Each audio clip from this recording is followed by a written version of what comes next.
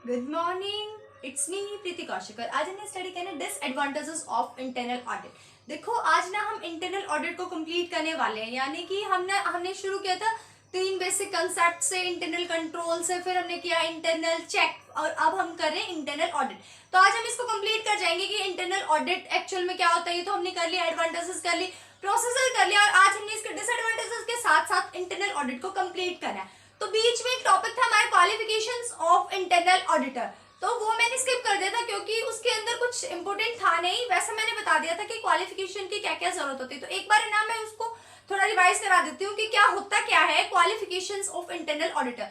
तो देखो, जैसे कि आपको पता है कि जो इंटरनल ऑडिटर होता है वो मैनेजमेंट के थ्रू अपॉइंट किया जाता है। तो इसके अंदर ये नहीं होता, लीगली बाउंड नहीं होता है। होते हैं कंपनीज की वो इंटरनल ऑडिटर अपॉइंट करेंगी ही करेंगी, यानी कि लीगली कंपल्सरी नहीं है ये बात कि आपको इंटरनल ऑडिटर अपॉइंट करना है या फिर नहीं करना। यानी लो नहीं कहता ये बात कि आप इंटरनल ऑडिटर अपॉइंट करो। जब लो ये बात कह ही नहीं रहा कि आप इंटरनल ऑडिटर अपॉइंट करो, तो फिर लो ये भी नहीं बोलेगा कि आपके क्वालिफिकेशन क्या है। यानी जो चीज लो ने यही नहीं की कि आप अपॉइंट करो, तो फिर उसके वो क्वालिफिकेशन क्यों बताएगा। तो फिर लो ने क्वालिफिकेशंस भी नहीं बता रखे कि इंटरनल ऑडिटर के क्या क्वालिफिकेशन होने चाहिए, कि भाई सीए होना चाहिए, क्या होना चाहिए। तो कहता है कि कोई क्वालिफिकेशंस मैंडेटरी नहीं है कि इंटरनल ऑडिटर जब आप अपॉइंट कर रहे हो तो क्या क्या क्वालिफिकेशंस होने चाहिए। लेकिन क्या होता है कि जो मैनेजमेंट होता है वो अपने अकॉर्डिंग ही, यानी उनको जैसा ठीक लगता है, तो अपने प्रेफरेंस के अकॉर्डिंग वो चार्टर्ड अकाउंटेंट को भी अपॉइंट कर सकते हैं, कॉस्ट अकाउंटेंट को भी अपॉइंट कर सकते हैं, या फिर सिंपली जिसको अकाउंटेंसी की नॉलेज है उस अकाउंटेंट को भी वो अपॉइंट कर सकते हैं इंटरनल ऑडिटर के रूप में। तो कहते हैं कोई लीगली कंपल्सरी नहीं है। लो नहीं कहता कि क्वालिफिकेशंस क्या होनी चाहिए, लेकिन अपने आप जो मैनेजमेंट है उसको प्रेफरेंस देनी होती है, चाहे वो सीए को दे, कॉस्ट अकाउंटेंट को दे, या फिर किसी अलग बंदे को दे। यानी फर्म के ऊपर डिपेंड करता है, मैनेजमेंट के ऊपर डिपेंड करता है कि इंटरनल ऑडिटर की किस क्वालिफिकेशन के बेस पे वो इंटरनल ऑडिटर अपॉइंट करें। तो कहता है डिसएडवांटेजेस हम स्टडी करने जा रहे हैं, इंटरनल ऑडिटर के डिसएडवांटेजेस क्या क्या होते हैं, यानी क्या हानियां क्या कमियां आ गई भाई अब इंटरनल ऑडिटर में। क्योंकि हमने एडवांटेजेस पढ़ी है, बहुत खुश हो रहे थे हम कि इंटरनल ऑडिटर आ गया भाई, बस मजे आ गए, घर का बंदा सारा काम करेगा।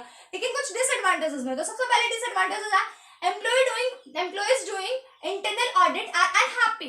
जो एम्प्लॉयज है जो इंटरनल ऑडिट का काम करें, यानी इंटरनल ऑडिटर जो है आर अनहैप्पी, अगर वो असंतुष्ट है और नॉट सेटिस्फाइड, यानी ना खुश है वो और ना ही वो सेटिस्फाइड है विद ऑर्गेनाइजेशन मैनेजमेंट।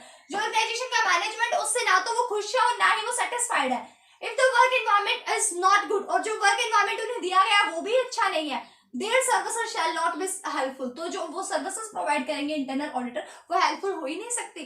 कहता है आपने इंटरनल ऑडिटर अपॉइंट किया, जो इंटरनल ऑडिटर आपने अपॉइंट किया ना वो आपके ऑर्गेनाइजेशन से खुश ही नहीं है, यानी कि आपका ऑर्गेनाइजेशन से पसंद ही नहीं है, यानी जो उसको मिलना चाहिए ना वो आप उसे नहीं दे रहे, उसे सेटिस्फाई नहीं कर रहे। यानी उसकी जो रिक्वायरमेंट है ना तो आप उसके अकॉर्डिंग काम कर रहे हो, ना आप उसको फ्री छोड़ रहे हो कि आप फ्री हो कि आप प्लान कर सकते हो अपने मर्जी से स्टाफ को अपॉइंट कर रहे हो। यानी आप कुछ ना कुछ उस पर रिस्ट्रिक्शंस डाल रहे हो जिसकी वजह से वो अनहैप्पी एंड अनसेटिस्फाइड है।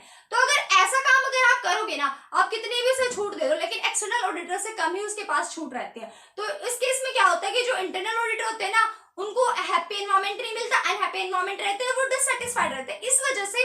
और कई बार जो वर्किंग एनवायरमेंट है वो अच्छा नहीं होता, इस वजह से उनके जो सर्विसेज होते हैं, जो इंटरनल ऑडिटर सर्विसेज प्रोवाइड करें वो हेल्पफुल नहीं होते, यानी उनका कोई वजूद नहीं रह जाता, वो हेल्पफुल ही नहीं होंगे। जब वो सेटिस्फाई नहीं है तो काम को ढंग से करेंगे ही नहीं इंटरनल ऑडिटर्स।